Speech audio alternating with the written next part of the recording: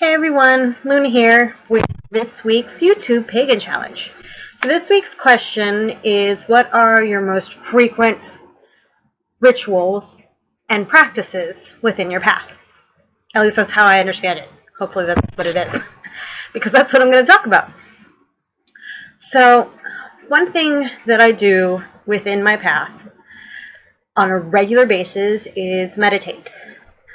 I have very high anxiety, so it takes a lot of energy for me to just function throughout the day. I also, like I've mentioned, suffer from schizophrenia and bipolar disorder.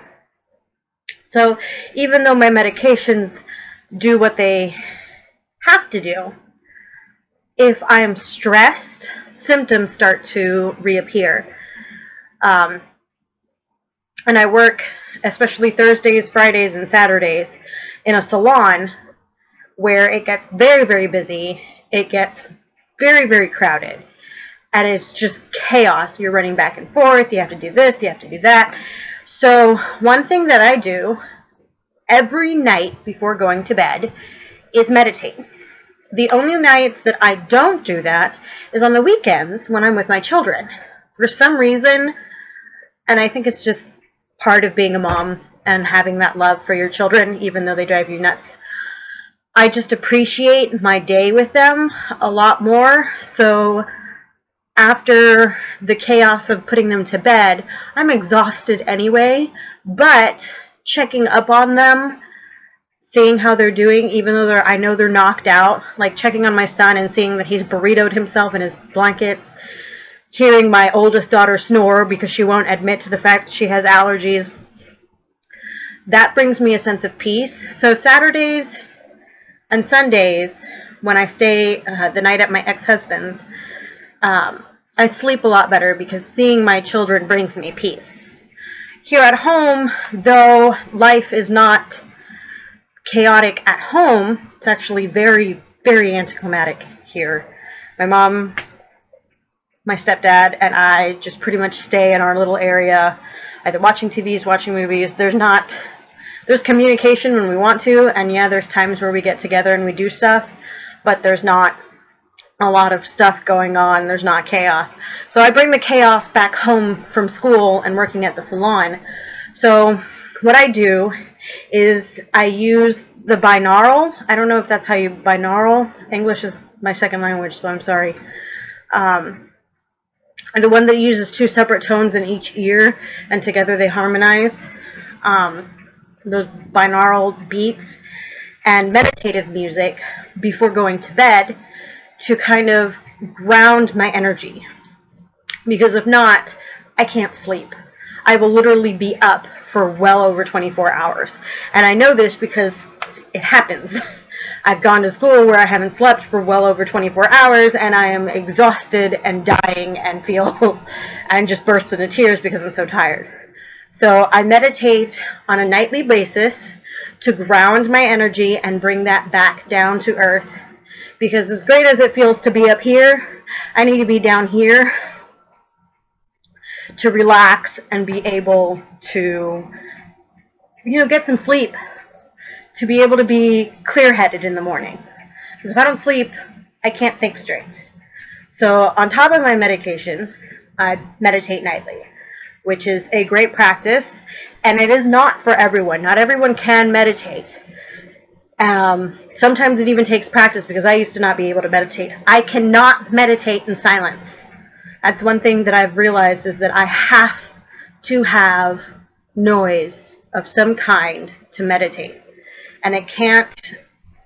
I like white noise a lot more. That's why I sleep with a fan on.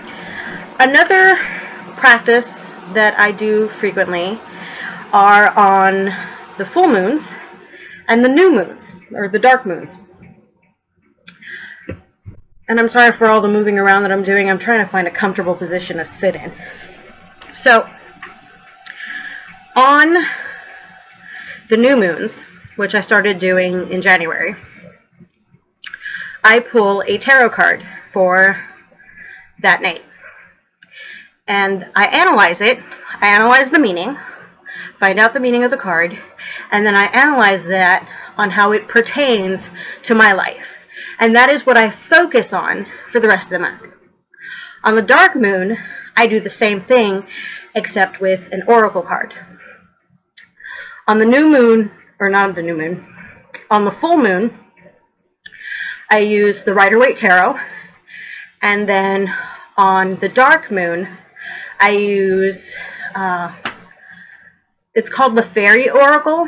It's not Brian Froud's Fairy Oracle. It's by Sulamith Wolfing, or something like that. I'm probably saying her name really wrong. But I do one, like I said, a card pull on the full moon and a card pull on the new moon, and according to what the card means or what the card says, then I focus on that and see how it pertains to my life and see how I should focus to bring the positive aspects of that into my life. And even if the card is negative, it's kind of like a weather report for me. I'm not one of those people who like, oh, this is what it says, this is what's going to happen. I see it more like a weather report, sort of like when meteorologists say there's a 50% chance of rain. So it might rain, it might not. And then there's just a little, then it rains and it's not even that big of a deal. It's maybe like a little sprinkle. So that's how I see reading tarot cards, kind of like a weather report. Well, this is what looks like it's going to happen, but this also seems like an option. So I take that and I take it in stride, and I focus on what I need to do to either achieve that or avoid that, depending on what the cards say. Oh, and if you're interested in like seeing what I'm talking about with my oracle cards and my tarot cards, I'll leave a link in the description box of my blog, because I actually post those. So another thing that I do is prayers, and I send positive energies to those who ask for it. Like, for example, my best friend, who's like a sister to me, she's currently pregnant, and she's high risk. So what I do is I take time out during my lunch break and I pray for her. My sister has health issues, I pray for my actual sister has health issues, I pray for her. My mother has health issues, I pray for her. My stepfather has health issues, I pray for her, or for him, excuse me. So, and even if they don't actually need anything for health issues or anything, even if they're healthy and they're happy, I thank the universe, I thank Mother and Father Deity for keeping them in good health and keeping them happy. As for my frequent rituals, I am trying to get back into that for the Sabbats. Of course, I didn't do anything for my milk. I was having some issues health-wise, but I did do one for Ostara, and I am doing one for Beltane. Beltane this year I'm going to spend with my children, and we're going to put wishes on ribbons and tie them to the trees. So I'm trying to get back into doing regular Sabbath rituals, so that way I can celebrate the changing seasons, even though I'm in Texas and the seasons are kind of and I'm just trying to get closer to deity. A practice that I wish I would do more often is like a devotional. While I do the prayers, I don't actually do a devotional where I thank deity for me, for life, or things like that. I do that maybe like when I remember. So like with my lunch hour is when I take the time and I'm like, please heal this person, send healing here. Thank you for keeping these people happy and healthy. But I never actually take the time to devote myself to deity and thank them for life and for happiness and for me not burning the house down. So anyway, those are just a few of the practices that I can think of off the top of my head that I practice on a regular basis.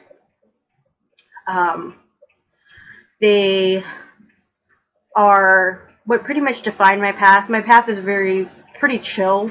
It's not chaotic.